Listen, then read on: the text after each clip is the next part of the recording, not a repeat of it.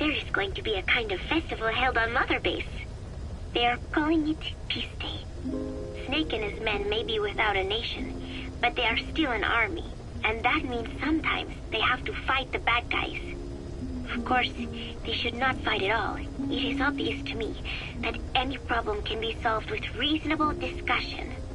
Maybe Snake and the others think so too, because the idea is to set aside war for 1 day a year and relax in peace. I do not know how it came about, but apparently Snake and Miller got the idea while they were talking, and everyone on Mother Base went along with it. To think that deep down they all share a love of peace, that makes me happy. But never mind that. Somehow I have ended up singing on stage. Miller was all, "Come on, both our names mean peace. It will be great." Why does that mean we have to be in a band? Then he roped Professor Galvez in too, saying, "Hey, Galvez comes from peace too. We are the perfect act." I am not sure Miller really understands the origins of the name Galvez. But then again, you always have to take Miller's talk with a grain of salt. What I cannot believe is he went and told everyone we'd be performing together without even asking my opinion. Now everyone thinks it has all been decided. I like to sing, but I have never had to perform in front of a crowd. I do not think I'm up to this. But everyone seems to be looking forward to it. I guess I would hate to let them down. And anything is better than letting Miller sing. Oh, that was mean. Miller said he was going to write a song for us. I wonder what it will be like. It is funny. The more nervous I get, the more I find myself looking forward to it.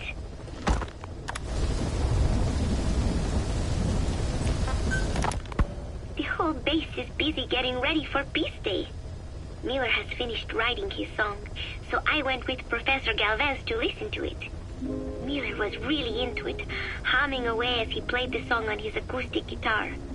But the song melody did not match up with the guitar chords at all, and it sounded more like a mess than music.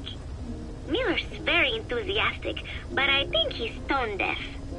I guess the guitar backing sounded good at least. But as I was wondering how to break it to Miller, Professor Galvez took out an odd instrument. It was just two antennas sticking out of a box, more like a radio than a musical instrument. He said it was invented by the Soviets, but why would Professor Galvez own a Soviet-Russian instrument? I asked him, and he told me music has no borders. Well, I cannot argue with that. Good music is something people of any nation can appreciate. Why not abandon war and just make music together? But anyway, the professor offered to try playing the melody on his instrument in time with Miller's guitar.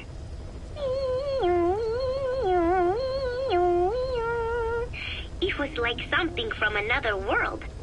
But somehow, it fit Miller's guitar backing really well. It even gave the song a charming, down-home kind of feeling. Miller was overjoyed. "That is it. That is my melody right there," he said. It sounded totally different from when he sang it. But hearing the professor's version, I thought I could probably sing it. Then Miller hit me with the next bombshell. "Buzz, you write the lyrics." I did not know whether to scream or to run out of the room. There was only 1 week left until Peace Day. So, as if putting me on stage to sing was not enough, Miller even expected me to write the lyrics. He even said he had thought of the title already. Love Deterrence. As if he had done the hard part. Deterrence, love, deterrence. Deterrence is when nuclear weapons prevent war, right? I do not see how love fits in. But it was too late to complain, so I just sat and listened to the tape of Miller's backing guitar and the professor's melody over and over again. I guess the melody is more Professor Galvez's creation than Miller's, but on the whole, I think it is actually a good song. First, it goes for your heart with a sorrowful opening, but then you feel revitalized as the song goes on. Miller grew up in post-war Japan. Maybe that is why the song has that kind of balance. Long ago, I heard some Japanese music called Enka, I think? It sounded this way. But I wonder why it has to sound sad in the first place. Miller called it love deterrence. Doesn't that mean he had a love song in mind? All I see of Miller and women is the way he fools around with a lot of them at once. But maybe he has had his heart broken too. And what about me? I found myself thinking about Chico and Snake as well. I know Chico has a crush on me, so naturally he should come to mind. But why Snake? He saved me, and I feel indebted to him. But I thought that was all he meant to me. Why does my heart flutter when I think of him? It is embarrassing to be unable to control this emotion. There has to be a way to suppress it, to forget it. But maybe that is what love deterrence is. With that thought in mind, I went to my desk and began to write and write. Just 3 days left until Peace Day. I finally had a decent draft of the lyrics, so I showed them to Professor Galvez first. He liked them. He said I had done a superb job capturing the sense of a young girl's troubled heart. There were 1 or 2 lines I thought needed brushing up, so although he said lyrics aren't my specialty at first, he gave me some advice. Everything he said made perfect sense. When I tried putting in his changes, they made the song feel deeper, more sincere. That is the professor for you. He always has the answer. With the lyrics finished, I was ready to show Miller. He does not often take things seriously, but all of a sudden, he was saying, "Paz, you have the soul of an Enka songwriter." And I did not even listen to Enka all that much. Maybe I am pretty talented after all. But still, it took so much time to write the lyrics that there is hardly any time left to rehearse before Peace Day. The 3 of us rushed into the makeshift practice studio on Mother Base to see how we sounded together. Miller strummed away with a big smile on his face. I sang the main melody, and Professor Galvez improvised a backup melody. I know the professor is smart, but is there anything he cannot do? And Miller's guitar playing sounded a lot better now that he stopped singing. But I can hardly criticize his voice. I thought I had learned the song well enough listening to the tape as I wrote the lyrics, but I had trouble with the pitch and kept missing the rhythm. I have to practice, but there is almost no time left. It is just 3 days until Peace Day. Wait, I thought there were 3 days left before. I went and checked today's date with Miller and the professor. The date has not changed. It is the same day. Something is strange. Am I reliving the same day?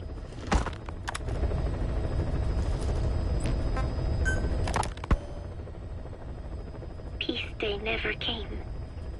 Every morning I wake up expecting it to come, but it is always 3 days away. That cannot be it. I have not woken up at all. It is just a dream. It is all a dream. I am in it, and you are in it too. I am the dreamer, but you are having my dream. Do you get it now? You do, don't you? Peace Day never came. With 3 days left, I followed my orders from Cypher and launched the operation. I hijacked Zeke. I fought Snake. I lost and was thrown into the ocean. I survived, but I was captured by Cypher. How happy I would have been if they had let me die then and there. But wishes do not come true. We just cling on to our dreams, our phantoms, mine and yours. But I think this one is coming to an end. After all, you have figured it out now. You can kill Skullface, murder Huey, slaughter Zero, burn the whole world down, and it still won't bring me back.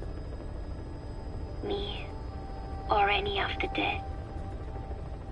And that was our business. War. We bought our daily bread with money paid to us for killing.